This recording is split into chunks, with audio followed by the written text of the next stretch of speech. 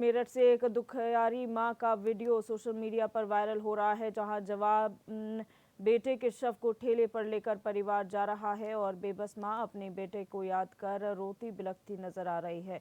बुजुर्ग मां अपने जवान बेटे की लाश को ठेले पर रखकर अंतिम संस्कार के लिए घूम रही है, लेकिन किसी से भी उसे मदद नहीं मिली, जिसके बाद मेरठ पुलिस के एक दरोगा ने मानवता का चेहरा दिखाते हुए अंतिम संस्कार के लिए चंदा जमा कराया और मृतक का अंतिम संस्कार कराया।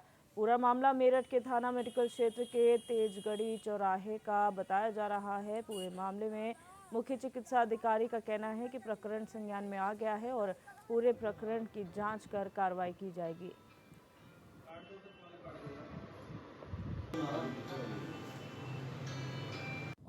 हमारे हर अस्पताल के अंदर पीएल शर्मा में मेडिकल कॉलेज में शव वाहन उपलब्ध हैं। जो भी हमारे संज्ञान में आता है तो वहाँ से हम शव वाहन उपलब्ध करा दे देते हैं। मेरे संज्ञान में जो ये केस आया उसके लिए मैंने एक जांच बिठा दी है और जैसे ही जांच पूरी होगी और पूरा पता चलेगा मेरे को उसके बारे में, तब आगे कार्रवाई करूँगा उसके खिलाफ जो भी दोषी होगा।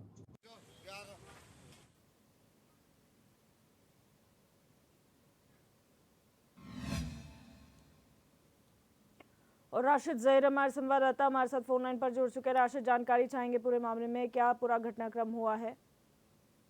दिव्य दर्शनी जानकारी तो मैं आपको बिल्कुल दूंगा और आपने बता भी दिया है, लेकिन मैं बताना ये चाहता हूँ कि चांद पर पहुंच गए, लेकिन जमीन के हालात कितने खराब हैं कि मेरठ जैसे मुख्यालय में, जहां मेडिकल से कुछ कदम की दूरी पर, कदम में इसलिए इस्तेमाल कर रहा हूँ कि 500 या 700 मीटर दूर यहाँ मेडिकल कॉलेज, वहां पर एक माँ अपने बेटे को ठेले पर लेकर लाद कर घूम रही है और उसके पास उसका क्रियाक्रम करने के लिए, अंतिम संस्कार के लिए पैसे नहीं है। ऐसे समय में सवालिया निशान खड़े होते हैं पूरी मेडिकल व्यवस्था पर कि जिनको बताया जाता है कि हमने बहुत सुदृढ़ कर दी और बहुत मजबूत हमने कर दिया है, लेकिन उस जमीन पे हालात ये हैं कि जो आपने वीडियो में दिखाया कि माँ और उसका भाई राजू नाम का व्यक्ति था मैम ये, और ये यही मेडिकल के पास जो चौकी है, मेडिकल चौकी, उसके पीछे झोपड़ी वगैरह हैं, उनमें रहा करता था।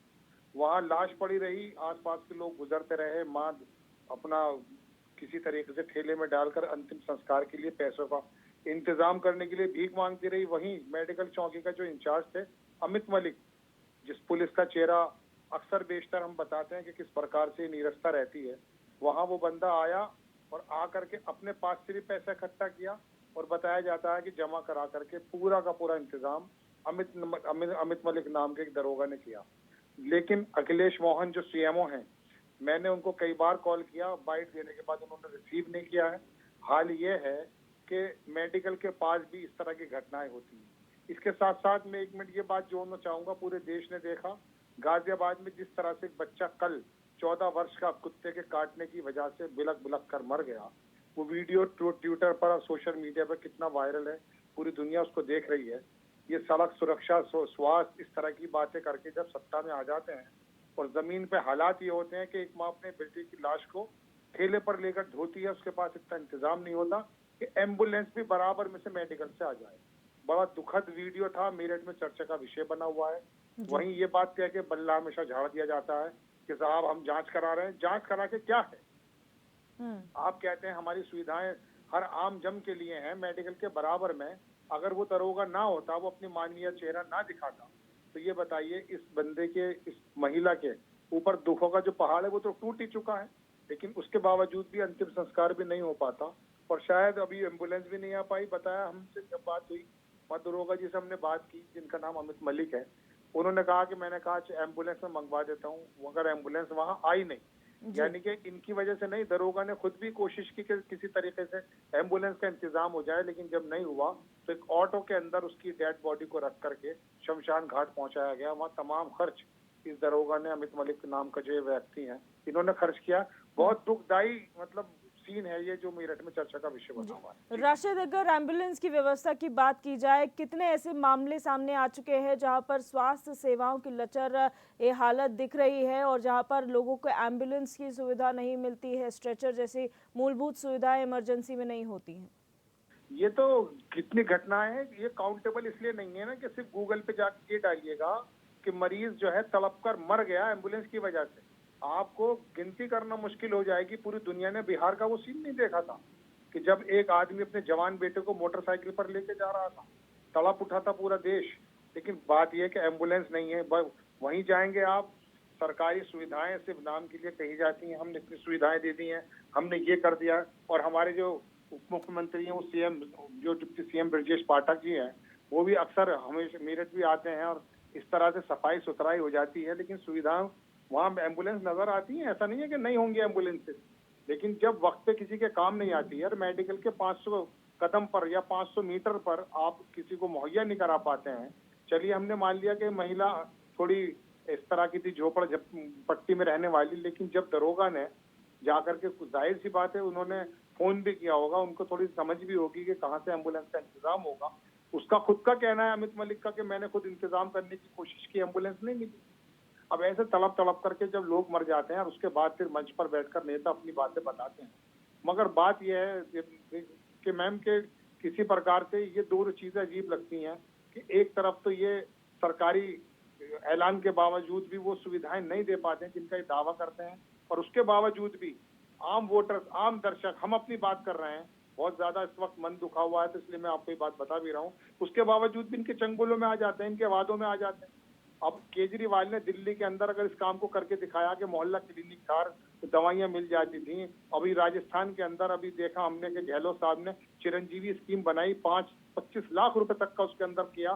एक बहुत गेम चेंजिंग वो माना जा रहा है। लोगों के लिए सरकारें काम नहीं करेंगी और फिर उत्तम प्रदेश और नंबर 1 प्रदेश हम बताते फिरेंगे कि साहब हमारा उत्तर प्रदेश नंबर 1 हो गया। तो स्वास्थ्य के क्षेत्र में क्या है, आप गूगल पे जाके सिर्फ पता कर लीजिए ना कि कितने लोग अस्पतालों के बाहर तड़प तड़प के मर रहे हैं, उनको सही से इलाज नहीं मिल पा रहा है। एम्बुलेंस की तो बात ही छोड़ दीजिए। बिल्कुल जी मैम, बहुत शुक्रिया राशिद हमारे साथ जुड़ने के लिए और तमाम जानकारी साझा करने के लिए।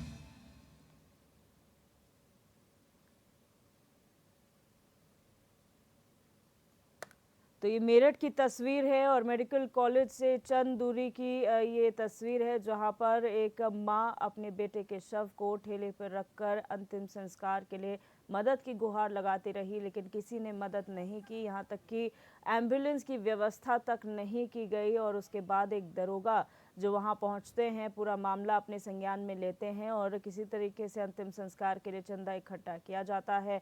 ऑटो पर जो है इस शव को रखकर अंतिम संस्कार के लिए ले जाया जाता है।